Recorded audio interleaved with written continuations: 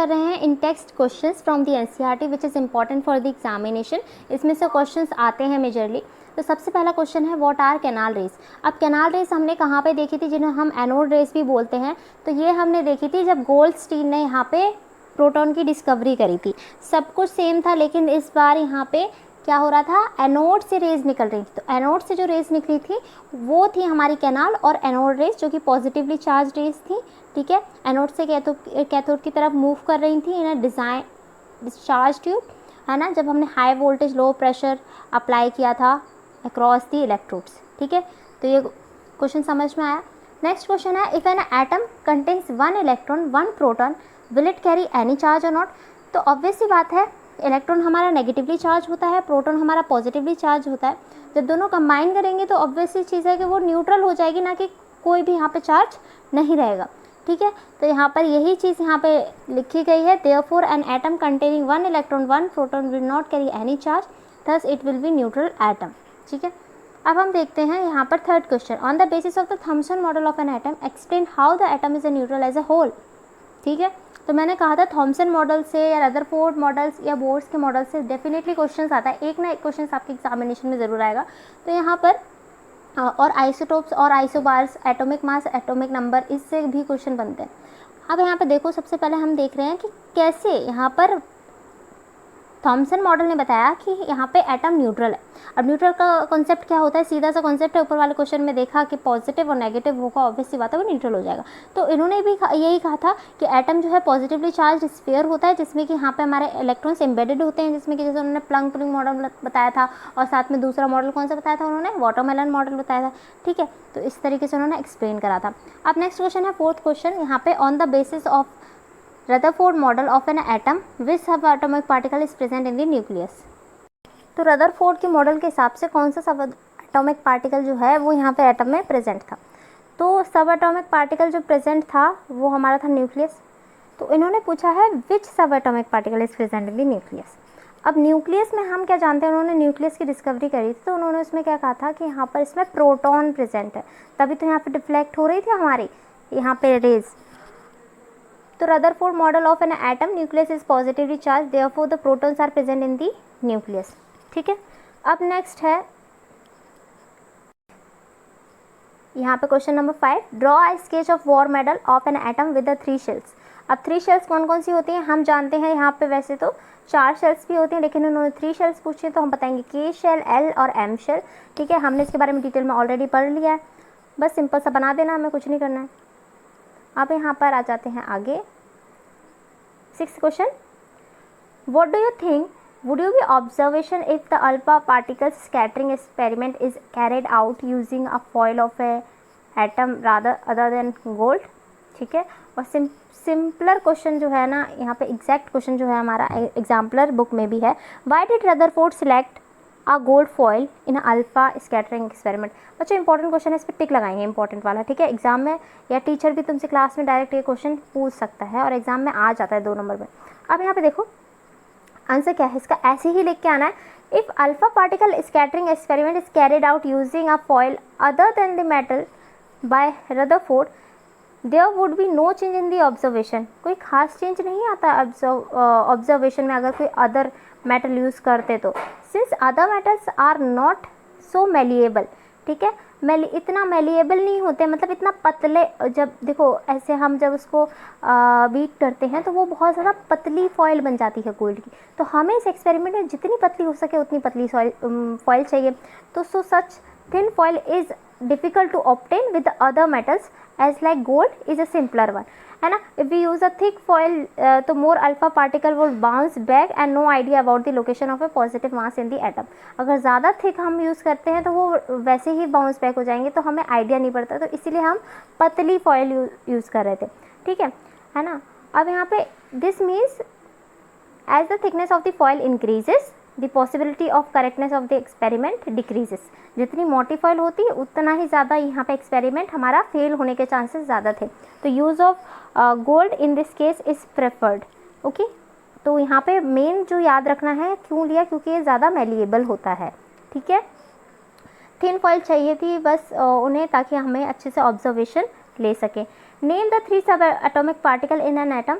तो यहाँ पे 3 सब एटॉमिक पार्टिकल्स, तो इलेक्ट्रॉन, प्रोटॉन, न्यूट्रॉन, बच्चों वाला सवाल। अब आगे बढ़ते हैं। Helium atom has an atomic mass of 4u। ठीक है, हीलियम हमारे पास एटम है, उसके पास यहाँ पे एटॉमिक मास जो है वो है 4u।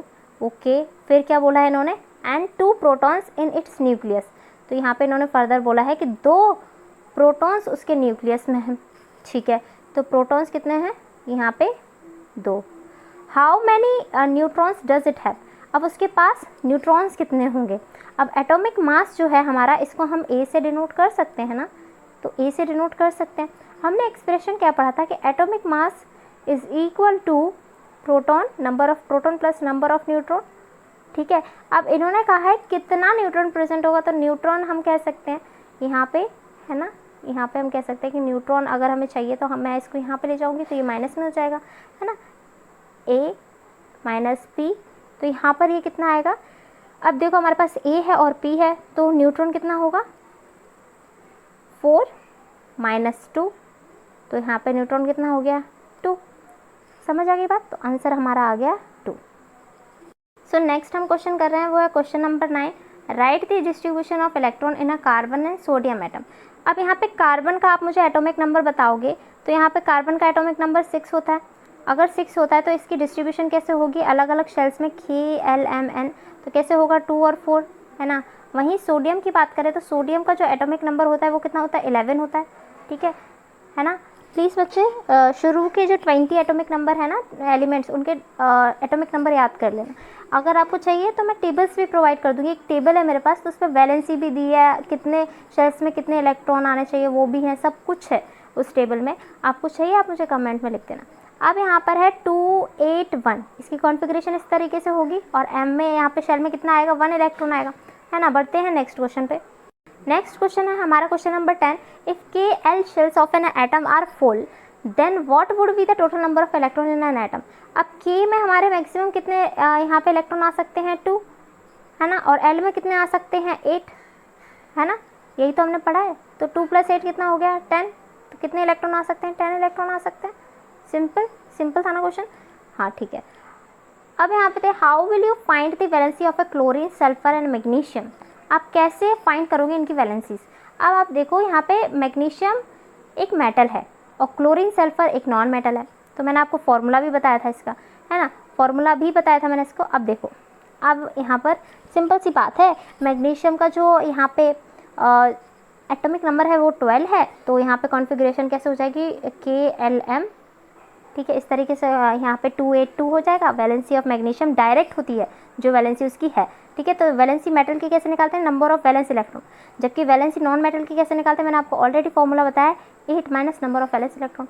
सिंपली यहाँ पे सल्फर 16 होता है उसका एटॉमिक नंबर, तो 286, और यहाँ पे वैलेंसी कितनी हो जाएगी 8 माइनस 6 2, है ना, क्योंकि उसे स्टेबल होना है, अल्टीमेटली 8 बनाना है उस शेल में, है ना। तो वो कैसे करेगा, या तो गेन करेगा लूज़ करेगा। इस केस में वो यहाँ पर गेन करेगा इन सल्फर, और क्लोरीन के केस में भी यहाँ पे गेन करेगा, तो वैलेंसी 1 हो जाएगी। और फॉर्मूले से डायरेक्ट निकालो 8 माइनस 7 क्लोरीन के लिए, तो 1 आ जाएगी वैलेंसी। सिंपल है ना।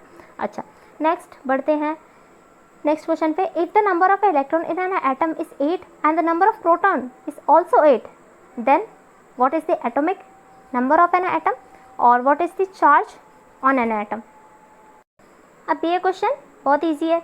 उन्होंने बता दिया है नंबर ऑफ इलेक्ट्रॉन एक एटम में 8 है, प्रोटॉन भी 8 है। ठीक है, तो चार्ज जो है, सेकंड क्वेश्चन है, प्रोटॉन इलेक्ट्रॉन सेम नंबर में प्रेजेंट है, सेम मैग्नीट्यूड है, तो ऑब्वियस सी बात है वो एटम कैसा हो जाएगा, न्यूट्रल हो जाएगा। और फर्स्ट क्वेश्चन है what is the atomic number of an atom. अब एटॉमिक नंबर कितना होता है, जितना नंबर ऑफ प्रोटॉन्स होते हैं। ठीक है, और जितने नंबर ऑफ प्रोटॉन्स होंगे उतने ही नंबर ऑफ इलेक्ट्रॉन्स यहाँ पे होंगे। अब यहाँ पे तो पहले हमारा एटॉमिक नंबर हो गया 8, क्योंकि नंबर ऑफ प्रोटॉन से हम यहाँ पे एटॉमिक नंबर देखते हैं, और चार्ज जो हैगा वो 0 होगा, है ना। समझ में आगे बात। अब यहाँ पे आगे देखते हैं 13 क्वेश्चन। तो यहाँ पे 13 क्वेश्चन कर रहे हैं कि हमने यहाँ पे मास, नंबर, ऑक्सीजन और सल्फर एटम का फाइंड करना है। तो यहाँ पे देखो सिंपल सी बात है कि मास सल्फर का और ऑक्सीजन का फाइंड करना है।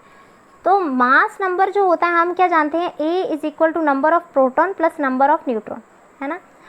अब यहाँ पे अगर मुझे मास नंबर ऑक्सीजन का निकालना है तो यहाँ पे प्रोटॉन पता होना चाहिए, प्रोटॉन कितना होना चाहिए, जितना उसका एटॉमिक नंबर होगा, है ना, ऑब्वियस सी बात है। तो P को यहाँ पे Z से डिनोट कर सकते हैं, है ना। तो यहाँ पे मैं कह सकती हूँ 8 उसका एटॉमिक नंबर होता है ऑक्सीजन का, प्लस न्यूट्रॉन, ठीक है, न्यूट्रॉन कितना होता है 8 होता है, तो यहाँ पे ये कितना आ गया 16 आ गया, है ना, मास नंबर ऑक्सीजन का 16 हो गया। और सल्फर का भी सिमिलर वे में यहाँ पे 16 + 16 32 हो जाएगा। For the symbol HDT tablet 3 सब atomic particle in each of them. देखो भाई ये तो मैंने अभी आपको कराई दिया था आइसोटोप्स में, है ना। तो ये हमारे हैं हाइड्रोजन के आइसोटोप्स। अब यहाँ पे देखो, यहाँ पे इस तरीके से सिंपलर वे में इन्होंने कहा है ना। प्रोटियम, ड्यूट्रियम और ट्रिटियम यहाँ पर हमारे सब एटॉमिक पार्टिकल्स, ये आइसोटोप्स हैं हमारे, है ना। अब देखो प्रोटॉन्स, तो यहाँ पे जो एटॉमिक नंबर है उतने प्रोटॉन्स प्रेजेंट है, तीनों में 1 प्रेजेंट है ना, ये तो समझ आ रही है बात। अब न्यूट्रॉन कैसे निकालते हैं, अब न्यूट्रॉन कैसे निकालेंगे हम, प्रोटॉन प्लस यहाँ पर क्या आ जाएगा हमारा, या फिर मास नंबर में से 1 माइनस करेंगे तो भी आ जाएगा। तो मास नंबर में से माइनस करो 1 को, तो 1 - 1 कितना हो गया 0, 2 - 1 कितना हो गया 1, 3 - 1 कितना हो गया 2। तो हमें समझ में आ गया, न्यूट्रॉन निकाल लिया हमने। और इलेक्ट्रॉन तो सेम होंगे as that of the proton. समझ आ गई बात। ये तो ईजी क्वेश्चन है और ऐसे क्वेश्चन आते हैं बच्चे एग्जाम में। राइट दी नेक्स्ट क्वेश्चन करते हैं हम, right the electronic configuration of any one pair of the isotope and isobar, है ना। यहाँ पे हम किसी का भी एग्जाम्पल ले सकते हैं। तो यहाँ पर लिया है, हमें इलेक्ट्रॉनिक कॉन्फ़िगरेशन बतानी है किसी भी पेयर की आइसोटोप्स और आइसोबार में। सबसे पहले आइसोटोप्स की बात करते हैं जिसका सेम एटॉमिक नंबर होता है, डिफरेंट मास नंबर होता है, ठीक है। तो electronic configuration of both of the isotopes of the chlorine is same as their atomic number is same, क्योंकि एटॉमिक नंबर सेम है तो दोनों की कॉन्फ़िगरेशन सेम होगी। 17 की क्या होगी 287 विद द डिफरेंट शेल्स। अब यहाँ पे आइसोबार्स में क्या होगा, आइसोबार्स में डिफरेंट हो जाएगा क्योंकि यहाँ पे एटॉमिक नंबर डिफरेंट होता है, मास नंबर सेम होता है। अब इलेक्ट्रॉनिक कॉन्फ़िगरेशन जब हम करते हैं वो एटॉमिक नंबर के बेसिस पर करते हैं, ना कि यहाँ पे मास नंबर के बेसिस पे, ये याद रखना है। तो कैल्शियम हो गया, आर्गन हो गया, इजीली हमने यहाँ पे इसकी क्या कर दी, यहाँ पे इलेक्ट्रॉनिक कॉन्फ़िगरेशन शो कर दी। आई होप बच्चों आपको वीडियो अच्छी लग रही हो और पसंद आ रहा है। वीडियो को लाइक करना, चैनल को सब्सक्राइब करना। अगर आपको चाहिए तो नेक्स्ट पार्ट में यहाँ पे मैं एक्सरसाइज के क्वेश्चंस डाल दूँगी, 10 मिनट में क्वेश्चंस कवर हो जाएंगे। और बताना वीडियो में, और सब्सक्राइब ज़रूर कर देना बच्चे, थोड़ी मेहनत तो लगी है, प्लीज़ बच्चे सब्सक्राइब ज़रूर करना। मिलते हैं नेक्स्ट वीडियो में। और आपको अगला चैप्टर कौन सा चाहिए वो भी बता देना, किस टाइप के क्वेश्चन चाहिए वो भी बता देना, कब आपके यूनिट टेस्ट आ रहे हैं, कब, आई विल डेफिनेटली रिप्लाई, है ना। चलिए मिलते हैं नेक्स्ट वीडियो में। Till then keep studying.